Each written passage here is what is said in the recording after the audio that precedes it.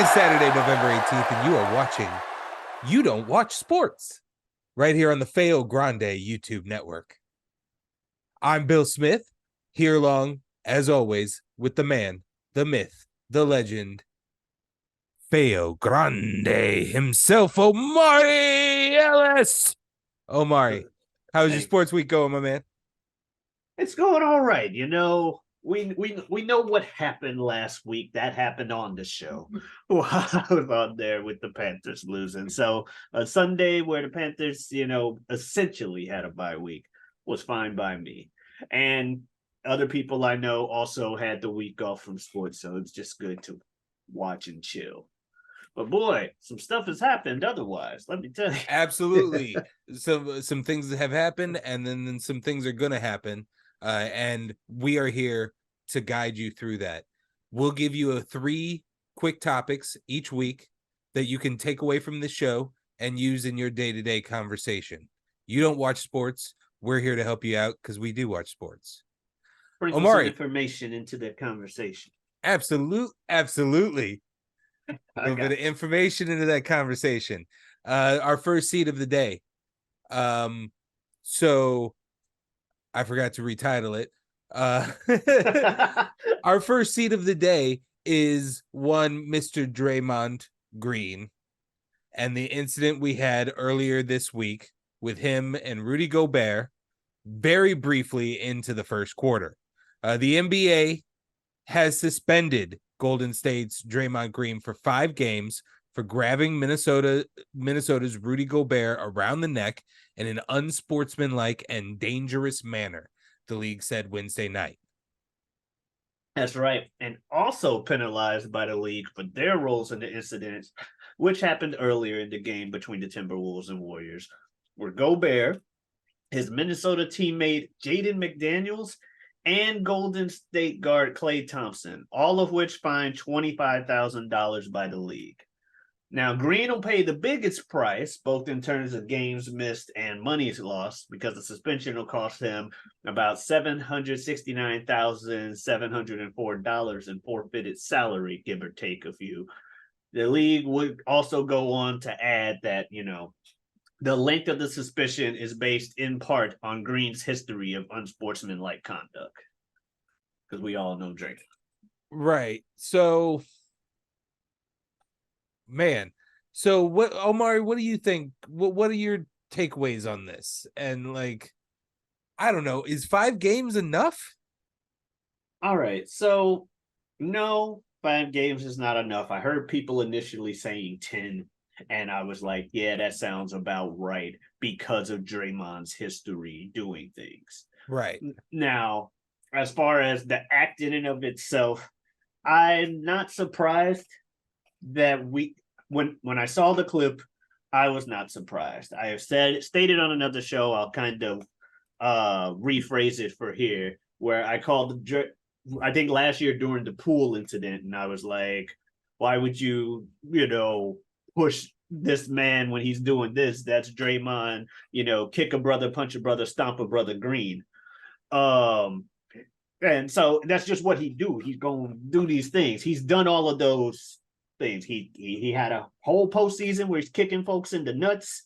Yep. He had it potentially cost that team a championship that year. Yep. He stomped on a dude on the court. I believe it was I forget the name. I'm not going to even try to guess. Right. But he stepped on him.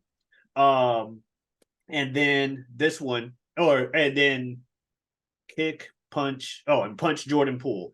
And now add choke a brother to it because he's doing this. So I saw that and I'm like, what the fuck, Draymond? Why are you just choking people? And I've seen both sides since ESPN and stuff. I see some players being like, get the fuck out the league. I've seen other players be like, well, though Rudy didn't attack Klay, because when people went to break up the fight, essentially the other two guards, not named Gobert and Draymond, the dudes from Minnesota and Klay got into it. Yeah. And they were getting into a fight. Gobert goes, when everyone's going to break it up, Gobert goes and Gobert grabs Klay. He's grabbing him to give him the benefit of the doubt. He's grabbing Klay just to break him up for a fight. Come on, man, don't fight like that. Draymond sees this is a fight. Other dude's teammate is grabbing my teammate. I'ma choke this mother. Now, even if that was his response, because he thought he was doing it, he dragged the man halfway across the court afterwards. While he's not resisting. He's just Yeah, like I'm this. I'm Googling here real quick. Rudy Gobert is 7'1", 258 pounds. Mm-hmm. If something were to have happened, if Rudy had not been able to keep his feet under himself, if Draymond had slipped, that's a lot of weight. That's a lot of leverage coming down. Like that's and the only support, like we can only, our darkest minds can only imagine what could happen in that moment. The fact that some people are brushing this off is ridiculous. Some people viewed this as not that aggressive. And because it's not, I guess, a physical strike, I consider this one of the more dangerous things that he's done. And I feel like 5 games is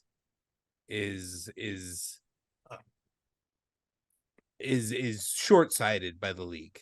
Short 5 games is too short. Like I said, I would have been fine with 10.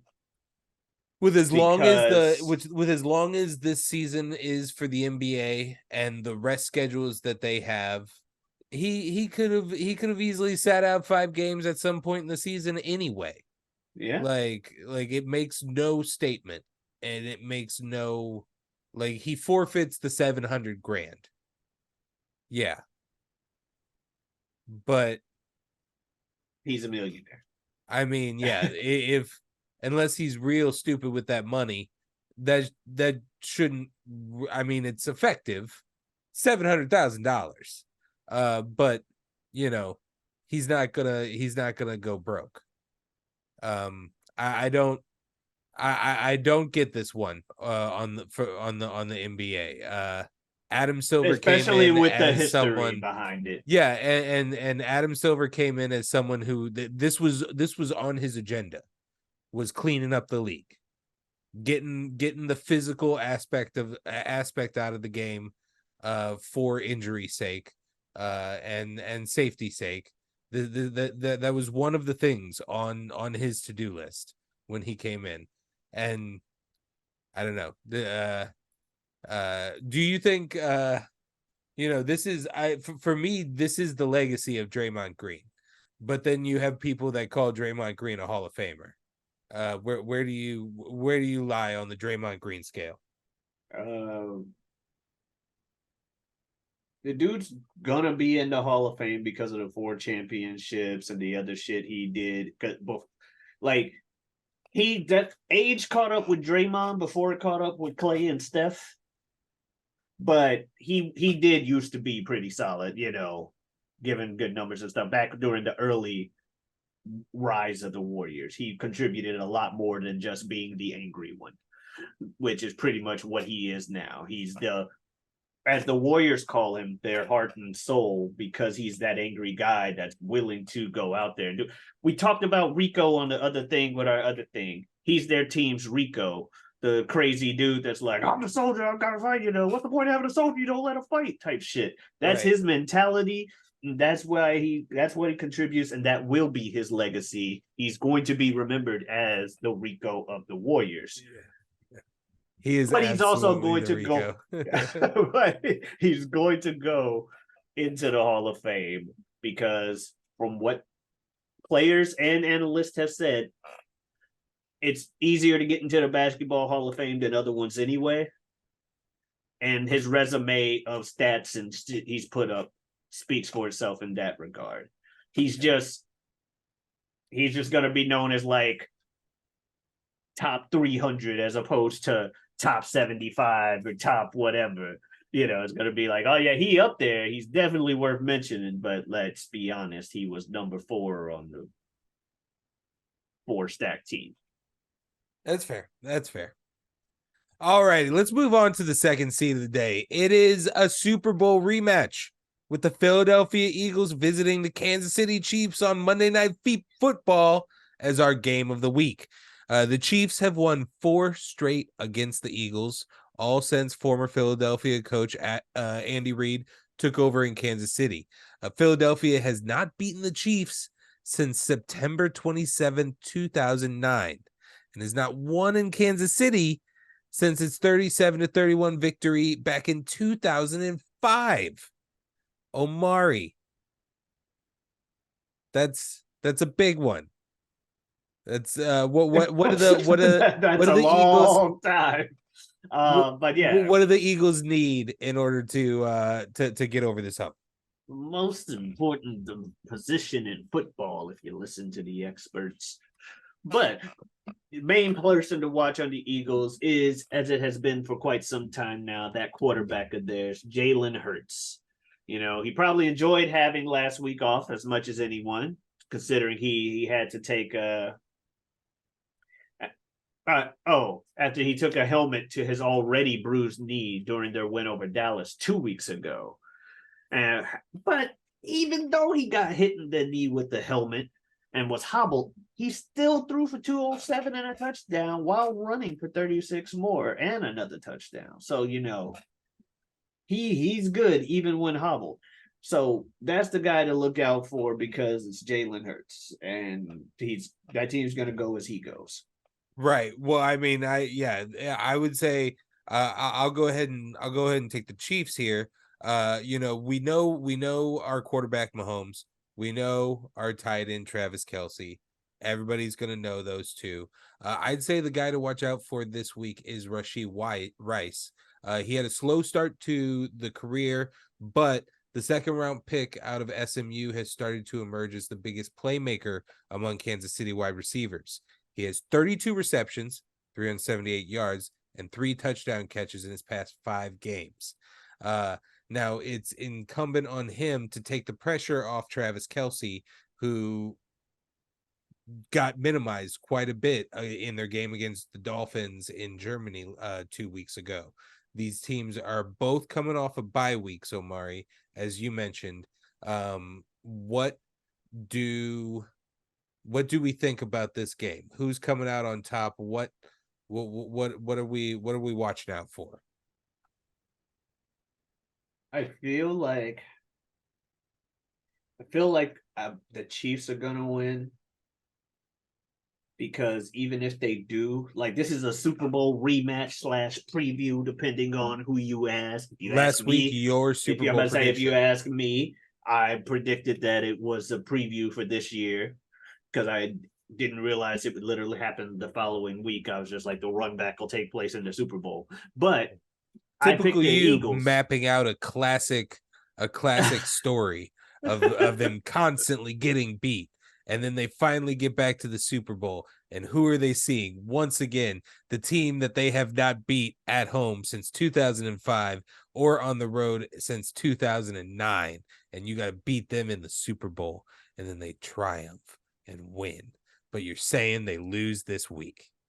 Because, and I'm saying, even if they lose this week, they have the out that, you know, Hurts is still recovering from this hobbled knee. So, yes, obviously, no one goes into NFL games trying to lose people, but there are games where people play where you can just look and they appear to be playing a lot harder, like their lives are on the line.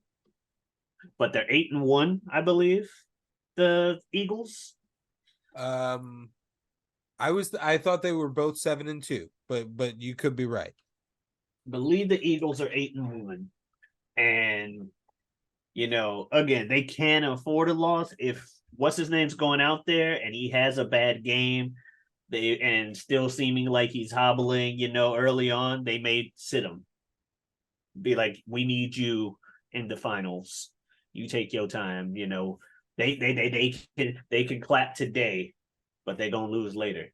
It's kind of like the '86 Bears that went 15-1 or whatever. They lost some game in the season, then they like, okay, turn it on for the postseason type shit. And the Chiefs are still out here like, hey, we're trying to prove we are that top team in the AFC. People are ignoring us at 7-2 to root for other teams, being like, yeah, the Chiefs' window's over. Here's this team with the exact same win-loss record that we're saying is shit tons better. So they're out here trying to prove something. You know what I mean? So that's why I think there's a chance. That's why I'm picking the Chiefs this week, even though I have the Eagles in the bowl. Yeah. The only trouble that the Philadelphia Eagles have, and these are things that I've read. I'm not too I don't look at football and see these weaknesses. But apparently when it comes down to the stat line, the Eagles secondary is only better than about 3 or 4 teams in the league. It's near the bottom of the league. The Kansas City Chiefs have been a little slow on their throwing game and trouble in the red zones. This could be a week where they find it. I am picking the Eagles this week, but I would say do not be surprised if this is the week that Kelsey and Mahomes finally connect like they normally do. And you see a 300-yard game from Mahomes and you see 150 put up by Kelsey. It could happen. Another, aside from the incredible football that will likely be played on the field, you also have obviously the Kelsey family, which I know they are dubbing this as the family reunion game, because they don't like the name Kelsey Bowl. So there's that, and you can play a drinking game where every time they do a side by side, you go ahead and take a drink. Every time they cut. Every time they cut to a rumor has it, Omari, that this will be the moment that the Swift parents meet the Kelsey parents for the first time at the suite at Arrowhead. Cool. That's what the rumor mill has been saying. So we're going to be seeing a lot of footage of that. The NFL is going to cut to that often. So yeah, you can go ahead and chug your drink for every time that happens. Cheers.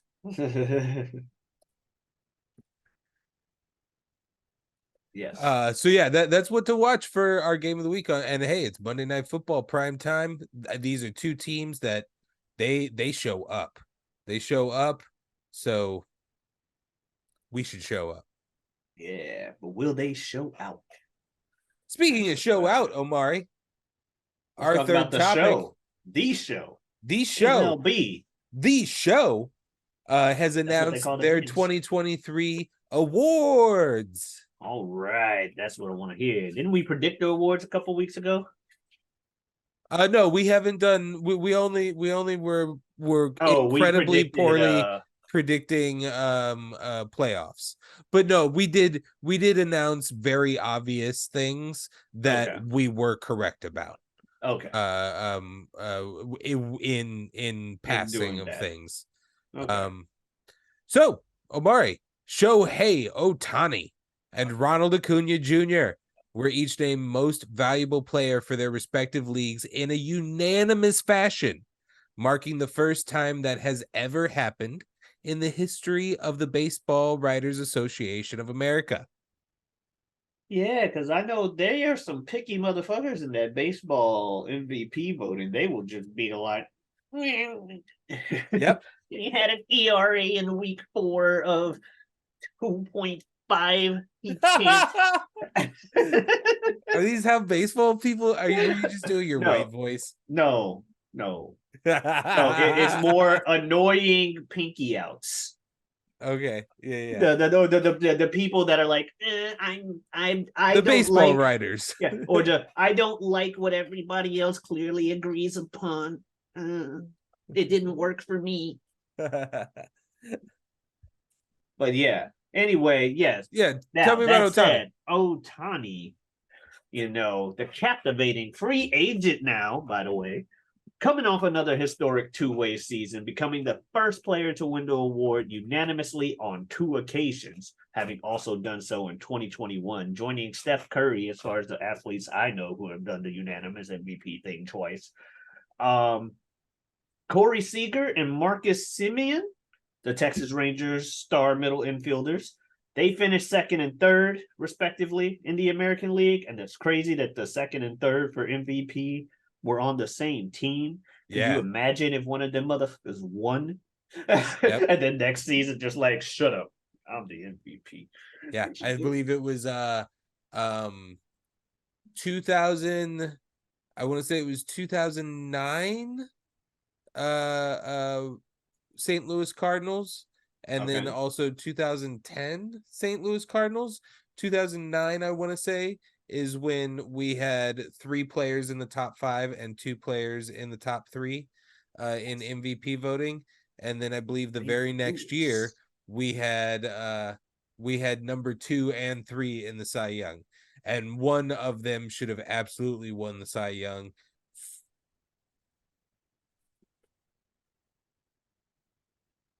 There's one writer out there that knows who they are, who is heard it enough. So I'm not gonna go any farther. Anyway, we're not talking about that. They deserve to win it.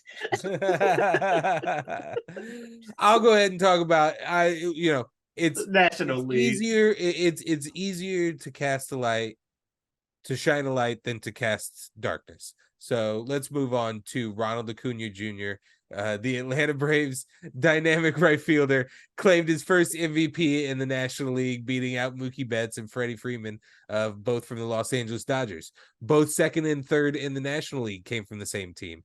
Acuna, a force at the leadoff spot for the fearsome Braves lineup, combined 41 home runs with an NL leading 73 stolen bases, becoming the first member of the 40-70 club. We've talked about him several times. That's why here we on do this show. The 25-year-old also led the National League in on-base percentage, OPS, hits, runs scored, and his .337 batting average trailed only Luis Arias for the major league lead. So he was the best. He was the best. He was the best, only second to Shohei Ohtani. If it was a 1 MVP league, you can't replace a guy who does both things. Like the phrase, the title of the award is most valuable. He is 2 dudes in 1 dude. You can't be more valuable than that. Buy one, get one free. And it's not even like he's an average dude in either of them. He is a top 5 percentile in both things. Like, he is constant. If he was just a hitter, he would constantly be in the running for MVP. If he was just a pitcher, he would be constantly in the running for Cy Young. It's kind of insane that he hasn't won one yet. If he hadn't have hurt his arm and stopped pitching in early August, there's a strong chance we would be talking about him winning the MVP and the Cy Young award. He is an insane athlete, Shohei Ohtani. You want to give us the other award winners over in the American League? Sure. For the American League, the other winners, we got, speaking of the Cy Young, we got Garrett Cole of the New York Yankees. Manager of the year goes to Brandon Hyde of the Orioles. And sticking with the Orioles, probably the reason he's the manager of the year is because he raised the rookie of the year, Gunnar Henderson of the Baltimore Orioles. And for the National League, the Cy Young winner was Blake Snell from the San Diego Padres. We had manager of the year, former St. Louis Cardinal and former St. Louis Cardinal coach Skip Schumacher for the Miami Marlins, for taking that Cardinal way down to Miami. And then we have our rookie of the year, as we predicted last week, Corbin, or 3 weeks ago, whenever that time is irrelevant. You're watching this on YouTube. It could be years from now. Rookie of the Year, Corbin Carroll, Arizona Diamondbacks. Congratulations to the 2023 MLB Award winners. Indeed. Congratulations. Felicidades, etc. Yep, and now we're gonna go ahead and close the book on the MLB season for now. That's the last thing to talk about of the 2023 season, and we look on to the future. So we'll pop in every once in a while when there's a big free agency transaction, but otherwise, I think we will say hello to our friends in the MLB come around February. There you go. There you go. But in the meantime, if you want to watch other content of ours here on this channel, go ahead and check it out. You can also find me. We also have a show on Tuesdays. If you like movies and everything, we have a show called This Guy Hasn't Seen, where he and I discuss movies. General premise is one guy's seen it, the other hasn't. We've been trading them back and forth for over about a year and a half now and loving every minute of it. What's coming up next week? What's coming or this week? What's coming up this week? So we just had Fatal Fury? Yep. I believe it's Best in Show. Nice. Best in Show. Best in Show about dogs. And it's funny. It's about dogs. It's about dogs. If that or we already did Once Upon a Time in the West. So yeah, it's gotta be. Yeah, I think it's that one. Fatal. You could also find Omari on another YouTube channel called Whatever We Want. It's the Whatever We Want podcast that he does with his good buddy Super Jazz. Super Jazz. As nature intended. That's right. We do those every week, every Wednesday. I also have a Twitter and Twitch, Giotavi. That is Giotavi. Come on in. Stop on by. Bill, you got anything you want to say as we close this round? No, sir. You all have a great sports week.